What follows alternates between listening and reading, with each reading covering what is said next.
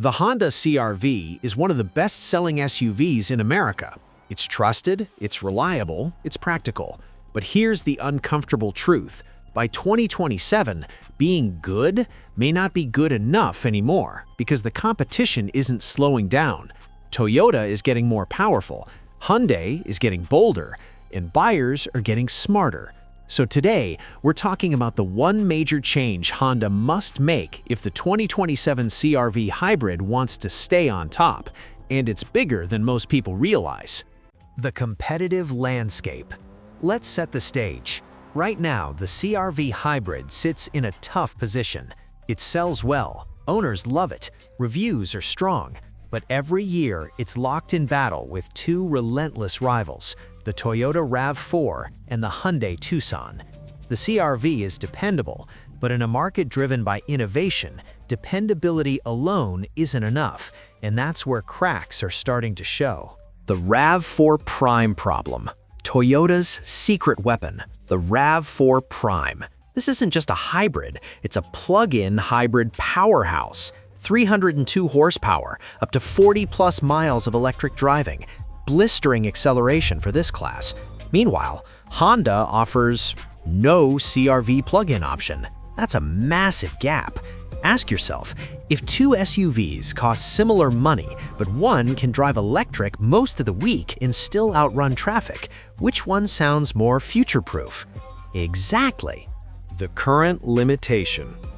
So here's the bottom line.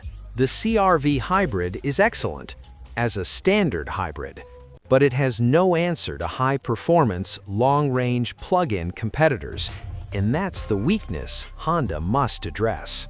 The huge change, PHEV or bust. If Honda wants to win in 2027, the solution is clear. They need a CR-V plug-in hybrid. Not a token upgrade, not a mild tweak, a real PHEV.